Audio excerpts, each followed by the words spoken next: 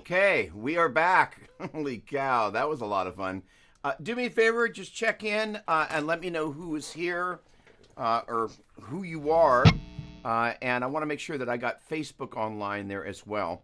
But I seem to be, I did a restart and I've got my frames back, and who knows what in the world happened. But we are talking about a couple of things. First of all, in a minute, I'm hoping to see my buddy Danny Douglas back. We're also talking about ear training.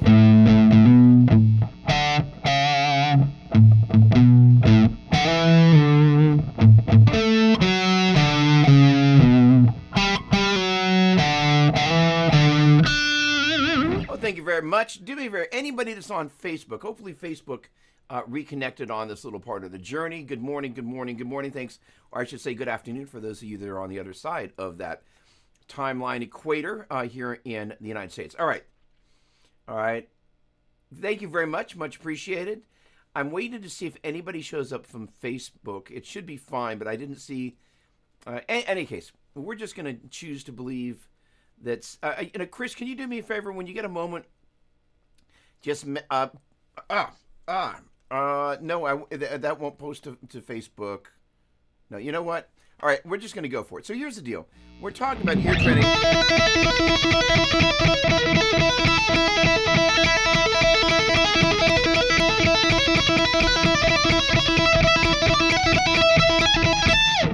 We're actually kind of doing something interesting there.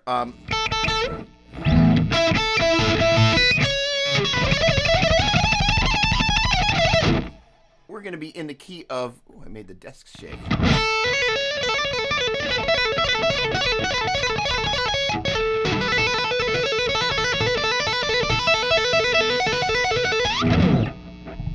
All right, if anybody is seeing this on Facebook, that would be a huge help if you could let me know. And there we go. We got 3 people. Gosh darn it. I wonder if there's any way I can tell if this is... I know how I can tell. Give me just a moment. Sit tight, folks. Give me just... Pardon for the embarrassment of slight meltdown here technically.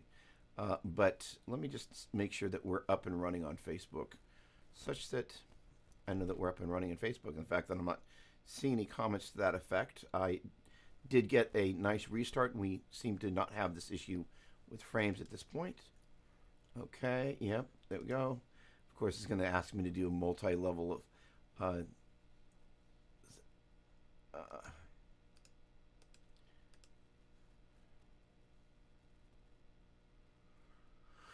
Fine.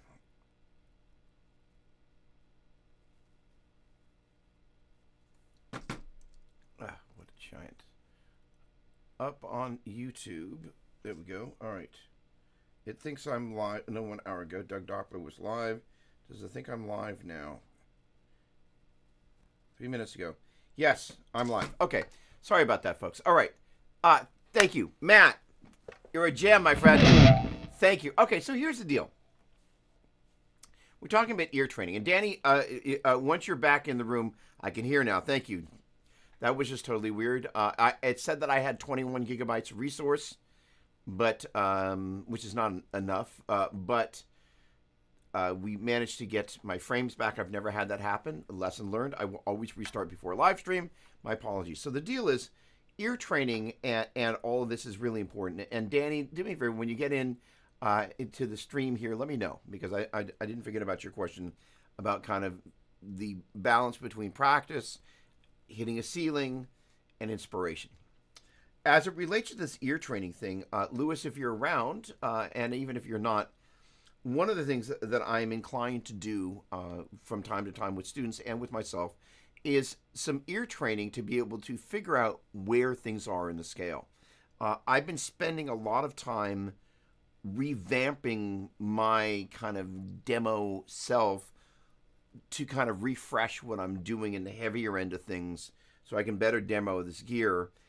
And in so doing, I've been really kind of testing my ear to be able to hear the relationship of the notes that I'm hearing, of the progressions that I'm hearing in my head. I'm hearing things. And be able to then walk over to the instrument and actually be able to play them. And the ability to be able to, for example, let's just say we're in the key of A minor. And so if I think about the minor scale, as in A minor, A, hold a B, half to C, hold a D, hold a E, half to F, hold a G, hold a A. And compared to the major scale, 1, hold a 2, hold a 3, half to 4, hold a 5, hold a 6, hold a 7, half to 1. The framework through which we want to learn to think about all of this stuff is much the same as kind of what we did over here with this little bit of business with the note names. Now, how does that relate? Because if you take a look at the first two scales over there, the major and the Dorian, you can see major is G, A, B, C, D, E, F sharp, G, A, B. And Dorian is G, A, B flat, C, D, E, F, G, A, B flat. So if you just simply look at the shapes, you can see that the third note is a half step lower, and you can see that the seventh note is a half step lower, and that third note in that second octave is also a half a step lower. So basically you could think of the major scale as major, we're in G, so so that's going to be G, A, B, C, D, E, F sharp, G. I'm glad I went down a whole step. And that Dorian is Dorian, A, B flat, C, D, E, F, G.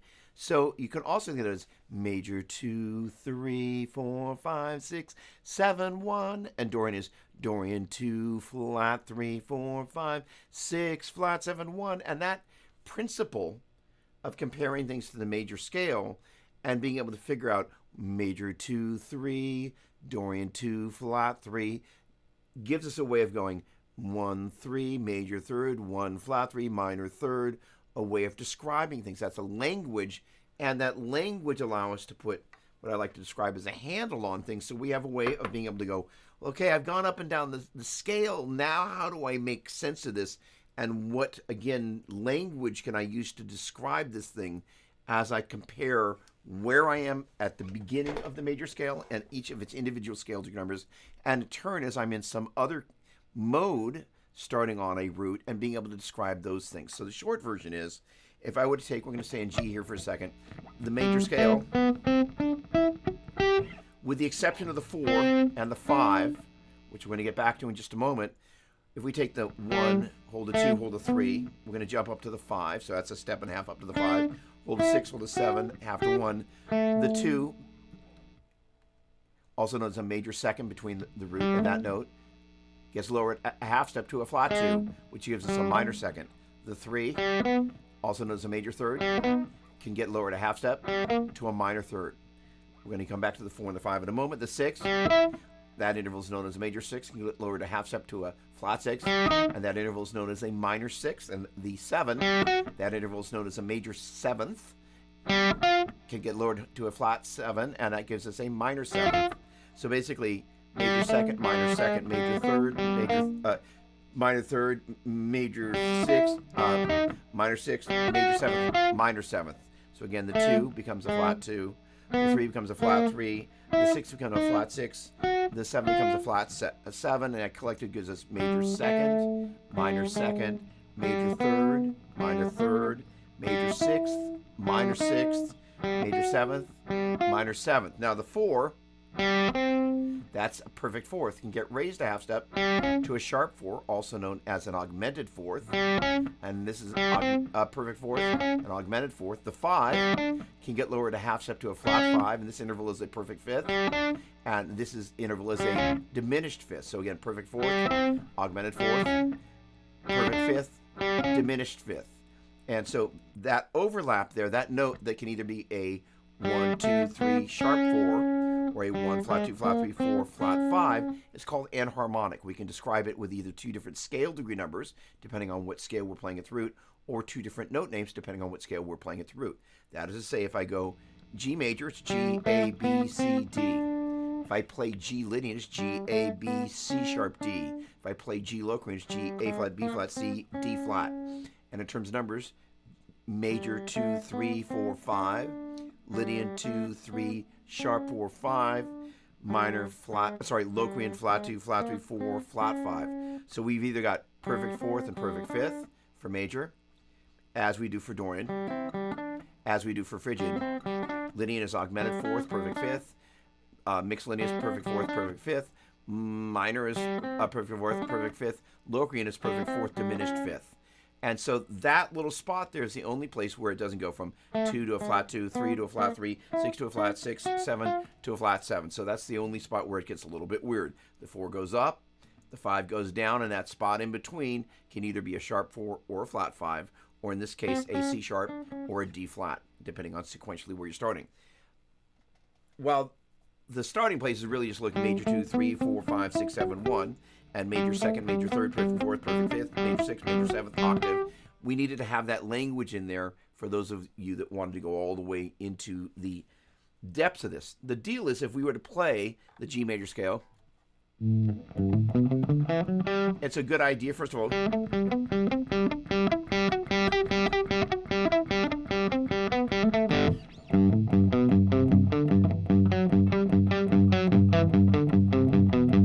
to be able to hear that and see that linearly, and then also be able to hear that and see that laterally. And then major second, major third, perfect fourth, perfect fifth, major sixth, major seventh, octave, major seventh, major sixth, perfect fifth, perfect fourth, major third, major second, and root. And so the idea is that as we're singing along and playing that at the same time, major second, major third, perfect fourth. Sorry, I played the fifth. Lost my mind there. Major second, major third, perfect fourth, perfect fifth, major sixth, major seventh, octave, octave, major seventh, major sixth, perfect fifth, perfect fourth, major third, major second, root. You get used to being able to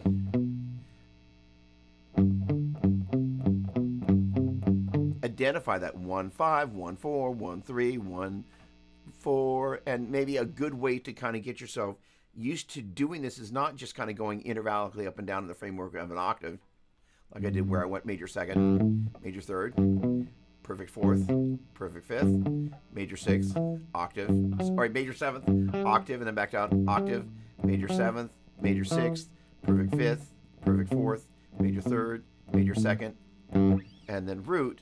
But I actually go, okay, well, let me go like,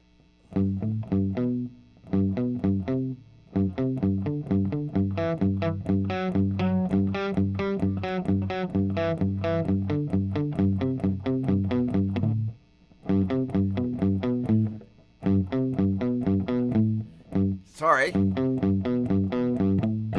So there we go. So we're going major second, major third, perfect fourth, perfect fourth, perfect fifth, major sixth, major seventh, octave, major seventh, major sixth, perfect fifth, perfect fourth, major third, major second, and then tonic or root. And that gets us used to being able to hear.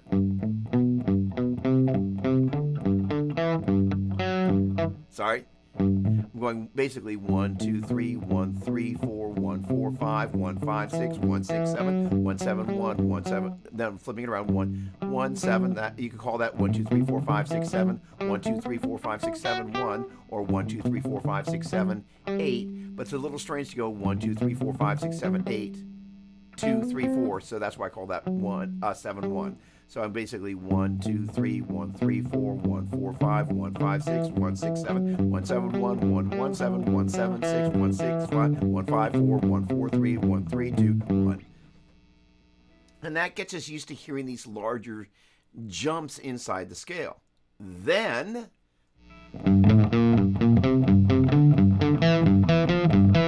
sorry.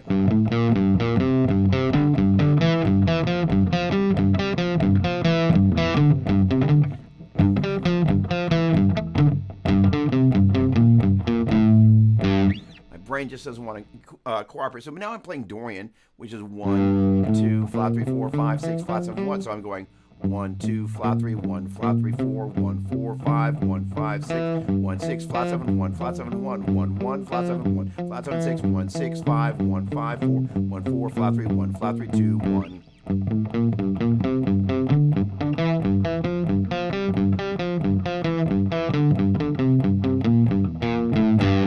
And that just kind of gets your ear used to recognizing the different jumps as you move between notes. Now the thing is, what was it?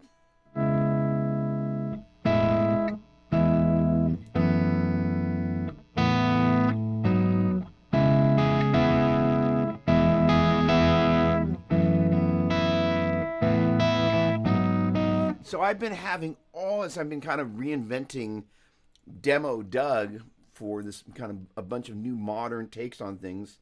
I'm spending a prolific amount of money on microphones and drum libraries and MIDI patterns and various other training. And Danny, here's if you're here, one of the things that can happen is there's going to be a point everybody reaches the moment where you go, am I more empty or am I more full? And there's an inherent discomfort in being in a place where you're purposely putting yourself in a position where you feel your knowledge base in terms of what you want to know is less full than it's full. But out of that discomfort comes a hunger for learning and a passion to go, you know what, I've just got to kind of muscle through. So that happens when we reach ceilings with our practice and we just kind of go, it happens. And there's a cyclical nature of this that happens. And this is where having the understanding that in the midst of flowing between different things, sometimes we come back to certain things. Like I'm kind of rebuilding kind of chopped Doug in the midst of having gone way down the rhythm guitar Doug rabbit trail. I'm like, I came back to it, I'm like, ooh, my looseness kind of evaporated in terms of the I could pick up and have a liquidity to what I wanted to be able to do. And it's just part of the process. Instead of just beating myself up over it, I'm like, okay, just gonna go back, lift some weights, if you will, proverbially, and just kind of get back into it. But it's part of the deal, just kind of going, it feels bad, and I'm okay with it feeling bad. Because after a while, it stops feeling bad, because then you're like, okay, now we're feeling more full than empty, and that confidence builder is important, and that's where the practice and the going, like, I'm doing the work, that faith in that, and then seeing the results from that is so important. As it relates to the ear,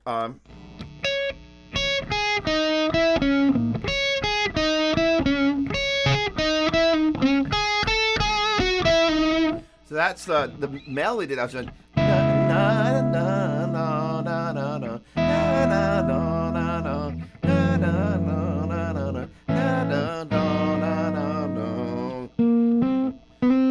Sorry, that.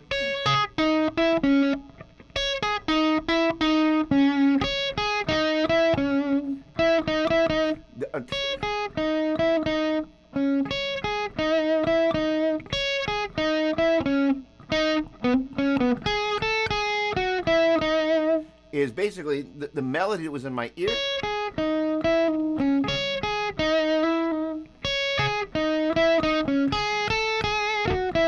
And I had to kind of sit down with the guitar and going, what exactly am I hearing there? Because I really just wanted to go straight down the scale.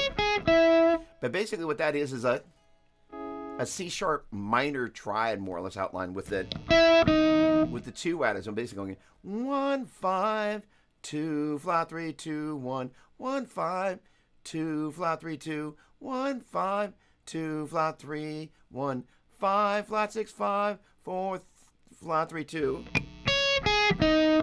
Sorry.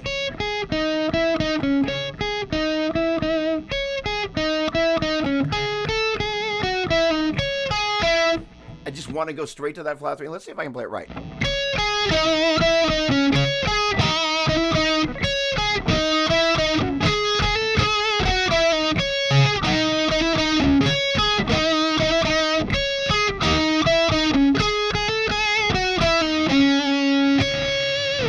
And that, again, was the melody I was hearing.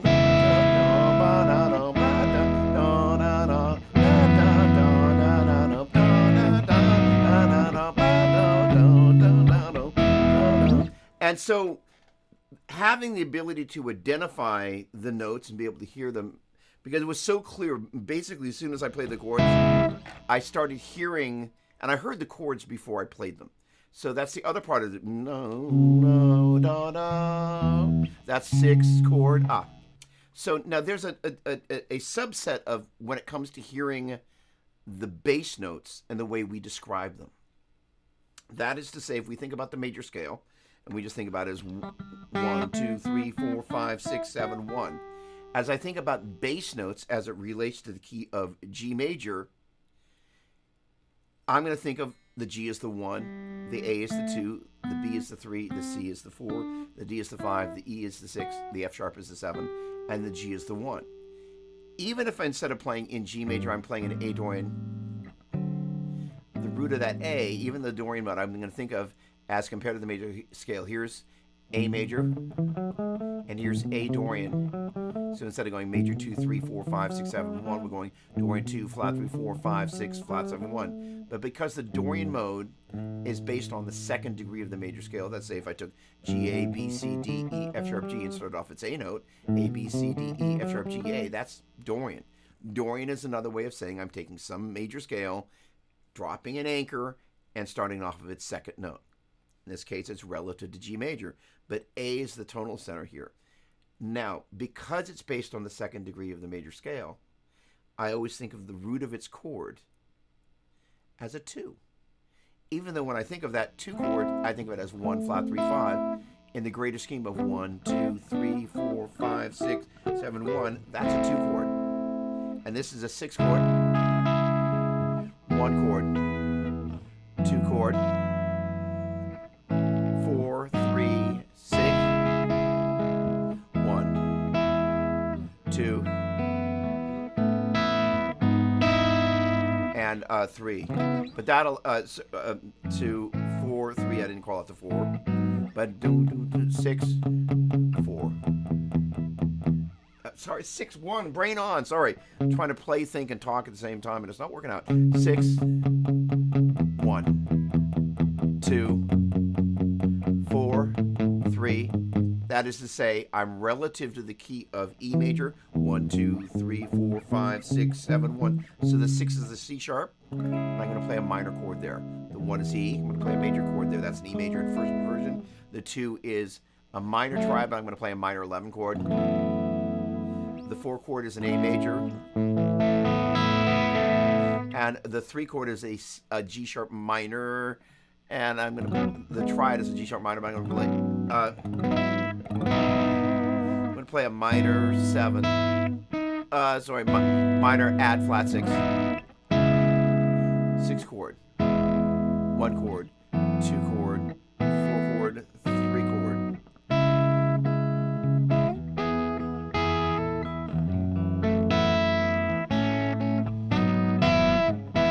Oh wow, it's automatically putting the text in here. All right, so let me jump back in to the comments here. All right, so first of all, thank you for retuning in. My apologies for the technical difficulties, and thank you, Matt, for coming over to Facebook and making sure I'm live there. Okay, good. Take 2, and thank you for coming back. Brad, again, happy birthday.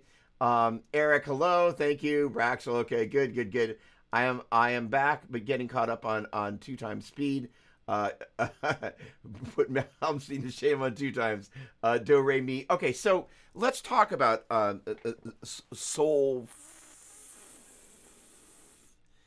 Soul-fi, I think it's called. So there is a whole school of people that the do, re, mi thing is a really big deal. And in particular in Latin America, that is how all this ear training is taught. That is not how I was taught when I was 9. My mom signed me up for the San Francisco Boys Chorus, and I got a phenomenal classical ear training background. And I learned to scale sing, and one of the things I learned to do was be able to go 1, 2, 3, and if I could take it to 2 and the 3 and hear that half step, 2, 3, that half step in between. That's the 3. That's the flat 3. This is the 2, 3, flat 2. So 3, flat 2. It's 3, flat 3, 2, flat 3, 3, 2, 3, 1, 2, 3. Sorry, let's try that again. 1, 2, 3, 1, 2, flat 3. I can take the 3 and lower the half step to the flat 3. 3, flat 3, 3, 2, 1, 2, 3, flat 3, 2, 1, 3, 2, 1, flat 3, 2, 1. I went a little out of key. 3, 2, 1. Flat 3, 2, 1. And so the thing is that I've never seen a note written on a staff as a do, re, mi, fa, so. It's always the note names. And when we think about scaled degree numbers, is like, hey, that's functioning as a 1 chord or a 2 chord. Again, I've never written as a do, re, mi, fa, sol. It's a widely accepted, widely loved approach, but because of the fact we never refer to anything in written music as a do, re, mi, fa, sol, la, ti, and we don't think about it as we're playing, 1 chord, 2 chord, and 3 chord in that same way, it's not part in my musical vocabulary consciously, so I am not knocking it because a lot of people love it. However, for me, there is a little bit of a disconnect between, like, I'm looking at note names, I'm looking at numbers, and do, there is the relative do, re, mi, 1, 2, 3, they're kind of 1 to 1. However, I'm not going to say, hey, I'm going to play, I'm playing the re chord. No, I'm playing the 2 chord. So for my purposes, I want to just zero in and do that. That may be semantics for some, and it's a really good point. And let me be really clear.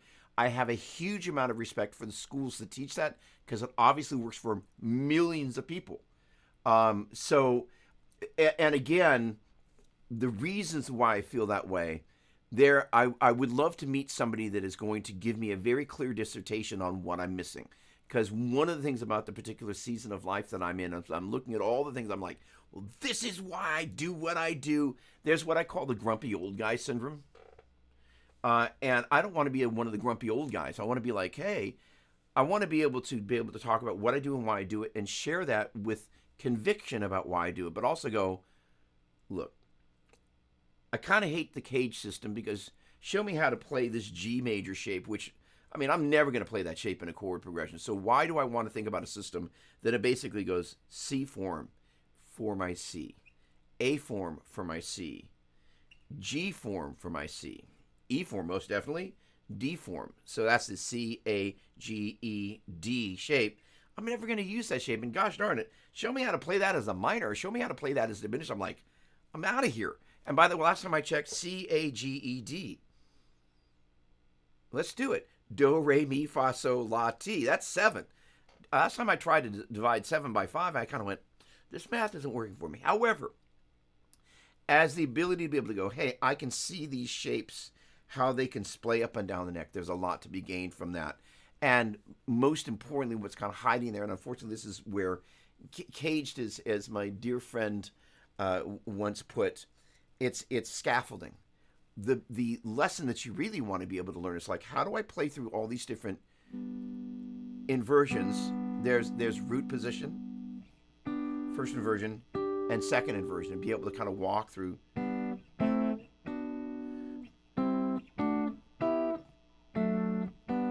And be able to move up and down the neck and play any trio of strings and be able to walk through all the triads for the key.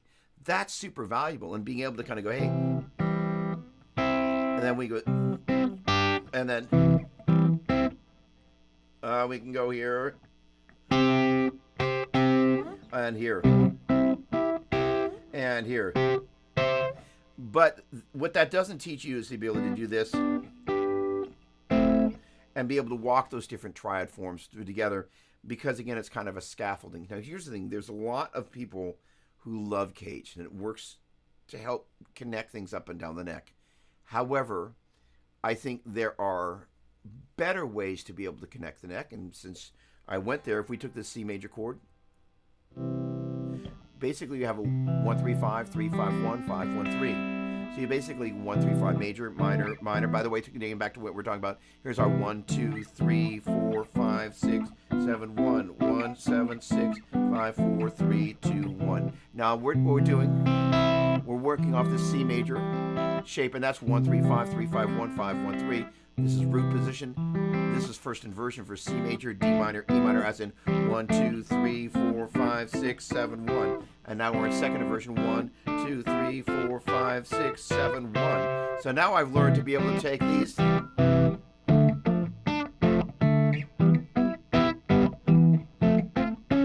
Sorry.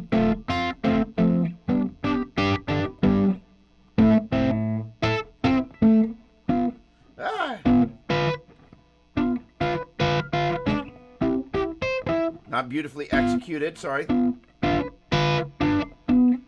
see a chord exercise in the works. But that is a much more functional way of being able to do that. And in turn, being able to do that instead of a root position, I'm going to play the D there. All right, there's major, minor, minor, major, and be able to do that for each of the voicings up and down the neck. That to me is a much more functional way of being able to go, now I know this thing inside and out. I can start off of any of the 7 scale degree numbers. Went down the rabbit trail there. However, the reason I feel the way I do about things is not because I just piss on them for the sake of pissing on them. I'm kind of like, hey, this is where they help, and this is where they let people off without really seeing. They kind of bring you to the station, then you don't get a chance to get on the train. The ability to be able to see how these things really unfold and hit all 7 bass notes diatonically and then move between those the inversions and the different voicings. That's the magic right there. All right. Thank you very much. There is appreciate it. Many of these are on loan. This one's mine. That one's mine, and then most of the other stuff, it's a mix and match. But thank you very much. All right. Sorry, I've gone down the rabbit trail.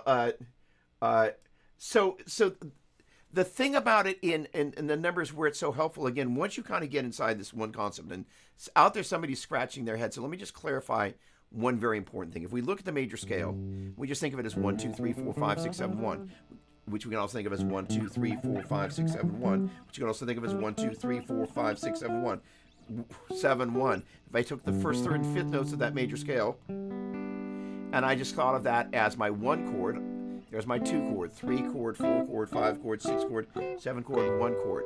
So now what we've done is we've basically taken that G major scale and harmonized it in thirds and fifths at the same time, when we're just moving up, starting off the first degree, the second degree, the third degree, the fourth degree, the fifth degree, the sixth degree, the seventh degree, and back to the first degree. So if we compare the chord we played at the second degree with the one we played at the first degree, that's the 1, 3, 5. This is a 1 flat 3 5, 1 flat 3 flat 5. That gets it back to that ear training. 1, 2, 3, 4, 5, 1, 3, 5, 1, 2 flat 3 4 5, 1 flat 3 5, 1 flat 2 flat 3 4 flat 5, 1 flat 3 flat 5. So I basically sang up various modes to kind of get major 2 3 4 5, 1 3 5, Dorian 2 flat 3 4 5, 1 flat 3 5, Locrian flat 2 flat 3 4 flat 5, Locrian 1 flat 3 flat 5, to demonstrate the kind of how you can pull those triads out of those modes. But when I play that diminished triad, it's representing the 1 2 3 4 5 6 7th. Basically, start off the 7th degree. So I'm always going to think of that as the quote unquote 7 chord. So we got, again, getting into our progression from a minute ago, 6 chord, 1 chord, 2 chord, 4 chord, 3 chord. Getting back to the 6 chord right here basically means that chord is taking the first, and in this particular case, I'm playing a minor 7. I'm going to play just a regular minor there. Taking the first, third, and fifth degrees of that C sharp minor scale. But I'm still thinking of it as a 6 chord. But the voicing is 1 5 1 flat 3 5 as compared to 1 flat 3 5, 1 flat 3 5, 1 5 1 flat 3 5. So it's just taking the 1 flat 3 5 and kind of jumbling them up, 1 5 1 flat 3 5. But it's really just a bunch of those guys, and it started off the 1 2 3 4 5 6 6th degree of the major scale, relative major E major, and that's going to be a C sharp minor. That's a 6 chord. Then I think moving back to the key of G, looking at these triads here, there's some exclusive relationships. The 2 chord and the 3 chord is the only spot where you got 2 minor chords a whole step apart. The 3 chord and the 4 chord is the only spot where you got a minor chord with a major chord a half step above it, or a major chord with a minor chord a half step below it. Same thing with the 4 and the 5, 2 major chords a whole step apart. The 1 and the 2, that relationship of a major chord with a minor chord a whole step above it, or vice versa, is mirrored at the 5 and the 6. So these exclusive relationships allow us to be able to go.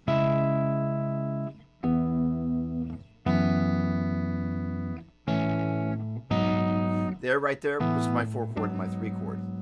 And although there was the 4 chord in between them, there was my 2 chord and my 3 chord. Even though I'm playing a minor 7 or some kind of minor 11 deal, that's really based on an F sharp minor triad. There's a G sharp minor triad. Getting back to the triad chord relay for the key of G, 2 minor chords a whole step apart. back to the key of E. So I went 1 chord, 2 chord, 4 chord, 3 chord, but I had that relationship. There's my 2 and my 3. And as soon as you see that, you know what it is. Or 6 chord, 1 chord, 2 chord, 4 chord, 3 chord, 6 chord. But it allows us to place that in there. Now, as I'm thinking about, I'm going off the 6th mode there, I'm going inside that little universe. I'm thinking about 7 peapods, but when I create a melody around the tonal center, I open up in this case, that 6th peapod, and I think of that, even though it's based on the 1, 2, 3, 4, 5, 6, I think of that as minor 2, flat 3, 4, 5, flat 6, flat 7, 1, because that allows me to have a reference point of major 2, 3, 4, 5, 6, 7, 1, to be able to say 1, 2, flat 3, 4, 5, flat 6, flat 7, 1. And in turn, out of that, I'm going 1, 5, 2, flat 3, 2, 1, 1, 5, 2, flat 3, 2, 1, 5, 2, flat 3, 2, 1, 5, flat 6, 5, 4, flat 3, 2.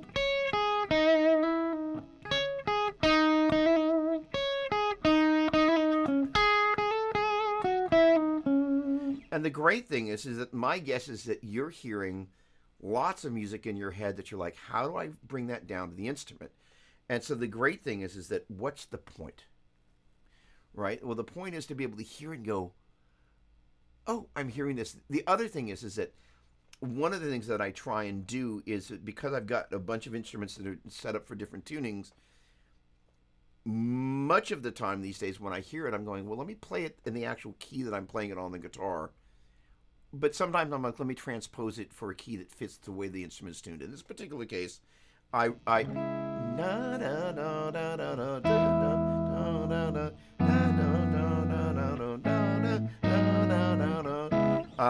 that's the key I heard it in. I'm like, oh, okay. And the great thing about it, C sharp, if I pick up one of these guitars that is tuned to C sharp or drop B, that's going to allow me to get the heavy notes. So there's some arranging. Instantly I'm thinking about, well, how as I put this thing together, how am I going to do that? So for me right now, all of this ear training and theory is very much front and center for making music, which is the whole point. It's a vehicle to be able to hear this stuff and go, I kind of kept, and this is the thing about fingers. Fingers are stupid. My finger can't hear the difference between a 2 and a flat 3, which is why I kept wanting to go, you know, I had to train it to go, it just wants to walk down to that flat 3. Let's go to the 2.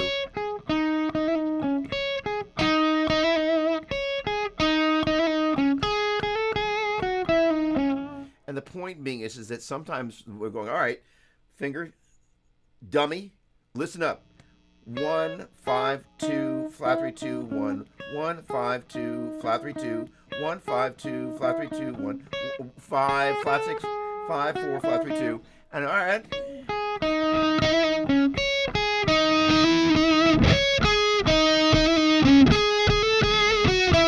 And because I thought about that as 5, then I aim for the 5.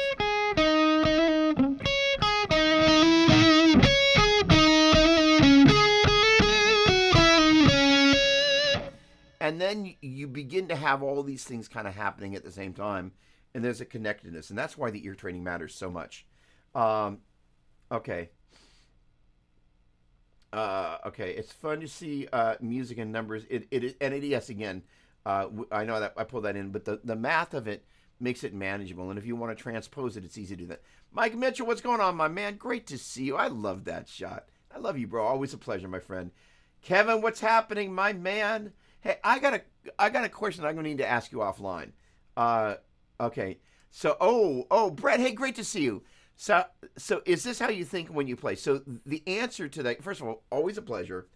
Always great questions. I love, one of my favorite things, Brett, you always kind of, in a really good way, ask prodding questions, which I love because it makes me think, and that's a good thing. So it is a combination of all of the above, but especially in this moment, I've spent the other day on Get Good Drums, I spent just under $400 on various software packages, bunch of drum libraries and whatnot. So I'm at a point now where I'm having to hear as I'm getting ready to demo a sea of these vintage boogie amplifiers, the rectifiers, I'm having to really modernize my whole 20 years, 15 years ago, I fell in love with new metal.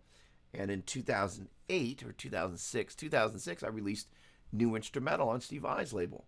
And then the whole new metal thing died. Now there's this kind of resurgence of new metal bands that are kind of inspired by old school new metal, but there's a modern edge to it. And I'm hearing this music as well as all the other heavy music that's out there, and I'm going, got it. I need to reset my clock. And so in the process, I'm listening to all this music. I'm hearing the bass note movements. Another example of this outworked is, let's say,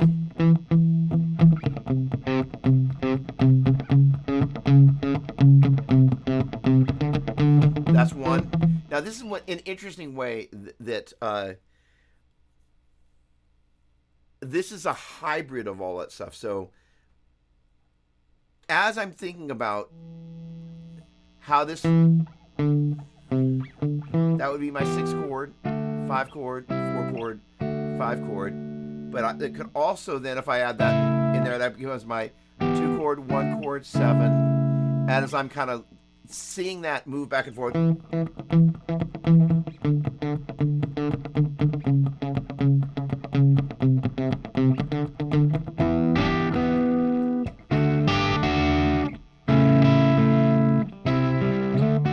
technically that's a 6 chord, 5 chord, 7 chord, 4 chord, 5 chord. So to answer your question, I'm comfortable with this stuff that most of the time, as long as I'm not trying to talk and play at the same time, I have a pretty good idea on my bearing. However, what's really happening, I'm thinking, as I'm playing this, 1, flat 7, 6, flat 6, 5, 1, flat 7, 6, 4, sorry, flat 7, flat 6. So much for me. Basically, I'm seeing how those function as E is my 1, flat 7, 6, flat 6, flat 7. 1, flat 7, 6, flat 6, flat 7. Because I'm kind of, it's allowing me to,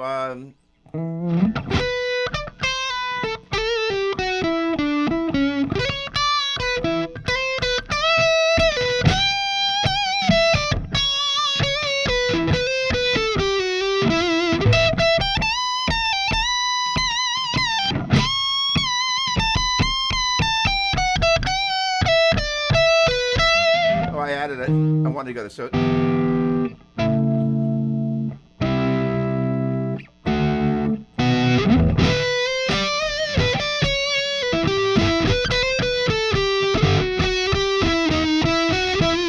So that was what I played there. So I'm basically hearing this going as minor. Outlining that flat 6. There's my 1, flat 7, flat 6, 5. Natural 6, I'm enduring. Minor. Harmonic minor.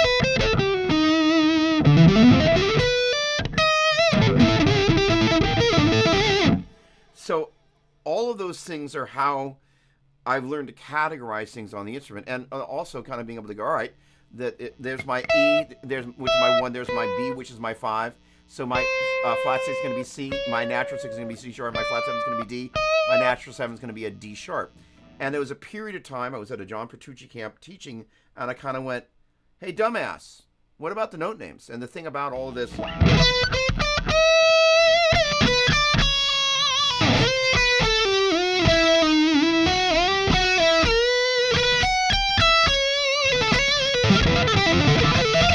that's right. Playing an F instead of an F sharp.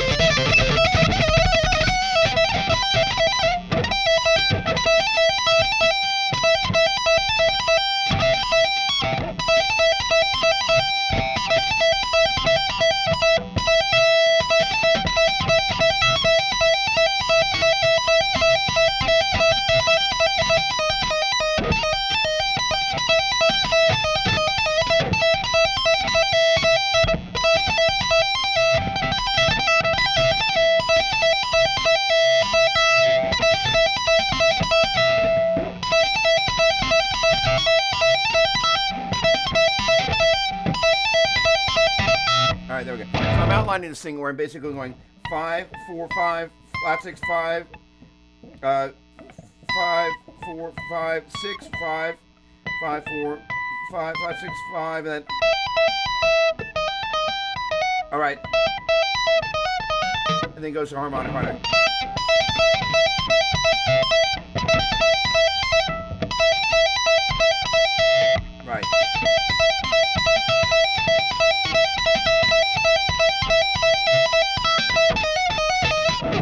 And that sort of stuff is also one of the things I'm like, okay, I've got to figure out how to bring that into.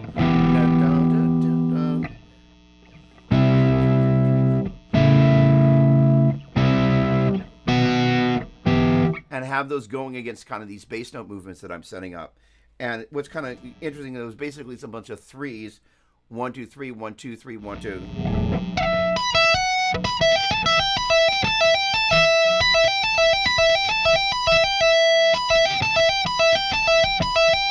Sorry, it's a bunch of sixes and 1, 2, 3, 1, 2, 3, 1, 2, 3, 1, 2, 3, 1, 2, 3, 1, 2, 1, 2. It's threes and twos.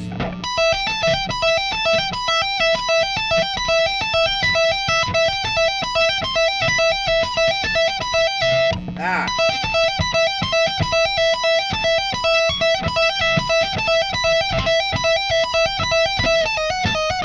And that's threes. That's 1, 2, 3, 1, 2, 3, 1, 2. I'm still kind of getting that part in my hands because there's these little turnarounds there that my brain knows what it wants to do, but getting it to.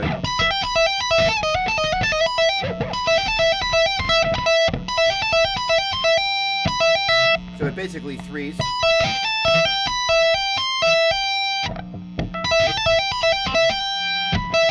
Then it has to be that little tag at the end.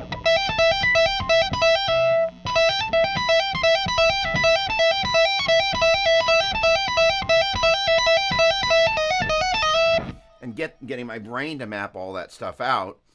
But to answer your question, Brett, which is a great question, I can identify those as note named, which means I actually know where they are on the neck. One of the other exercises I'm doing with my students, and I got a lesson, it's starting in 6 minutes.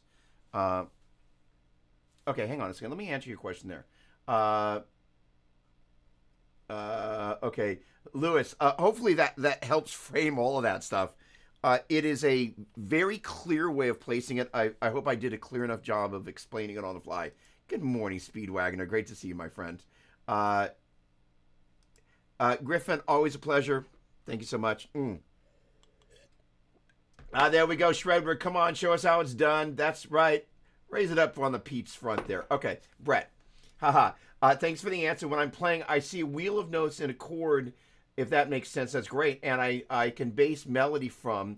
It's a bit abstract. I don't think of intervals really at all. I'm a nightmare.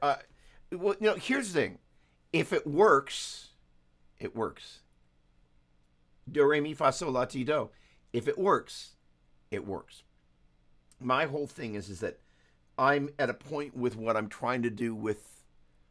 I've got this crazy moment in my life where all these vintage rectifiers are making their way into my world, and as an end result, I have the opportunity to do something really unique in the midst of all the great people that have documented these online. I'm being very missional about going, I'm going to get my hands on sooner than later on every single one of these revs, even if I have to send my own DI tracks out to somebody. So I've got a new buddy that's in Florida that I'm going to ask him if in addition to him demoing his own amp, because he plays great, if I can send him a couple of raw DI tracks that on the video that we're going to do around this Rev C ultra rare dual rectifier that's actually the prototype of triple rectifier. It's a triple rec and a dual rec skin. Crazy amp. Sounds amazing. Being able to send my raw DI tracks out there. The idea is I'm having the opportunity to document these amps. But as an end result, I'm having to really kind of raise the bar on how I approach so many different things about my playing and how I approach my production. If I'm really brutally honest, I'm absolutely terrified of the production part of this because of how important it is to capture this, which is why I've marched out and bought. I've got 4 of these guys. I've only got one of the VR1. But the idea is I'm at a point where all of these things are important for a larger mission. Sometimes that becomes really important. And the greater scheme of this, yesterday, color treatment on a video for the vocal album that I'm doing came in that I hadn't seen before. Another edit on one of the other videos came in. The nearly completed edit on the video of the song that I, for my instrumental album, those other for the vocal album with Joe Satriani, they all came in kind of on the same day, which is like the heat got turned up. It's like, all right, we're getting close to like time to start putting the stuff out. All these things matter in a way that they never mattered before, because it's a really important time in what I'm stepping into, not trying to do, but what I'm stepping into doing. What the world does with it, that's their part. My part, I have a very clear idea of what I'm doing. So the point being is having a clear methodology about this is how I'm seeing these progress in my head. I'm waking up, past 2 days in a row, I'm humming these things this morning. I'm in the bathroom, the other end of the house, playing it into my phone, Dream Song number 2. So that's what you kind of heard me outlining a minute ago, the C sharp minor thing. Literally, and this hasn't happened, since I started making the vocal and instrumental albums, where I wake up and it's in my head. Like literally, it's just in my head, and I could pretty much every morning I wake up, it's in my head. Then I'm like, okay, what is this? And I'll either sing it into the phone, or I'll play it. But the idea of being connected to that means that when we're hearing something, we know how to pull it down out of our ear and put it on our instrument. And that's something that we all encounter, which is super important. And so again, Brett, whatever is working is what's working. The gentle challenge I have for everybody is, when do we get to the place that what we're doing isn't working? And that's when I start studying. I'm like, this guy, Christian Cola, in terms of heavy music, he is one of the most gifted engineers and teachers I've run across. So I'm just immersing myself in his world, and I'm also learning a lot. There's this other guy, I can't pronounce his name, but he has this great video on blending the VR1, 57, and he's using a regular 421, but as opposed to the mini. But I think the mini or the compact rather sounds a little bit better.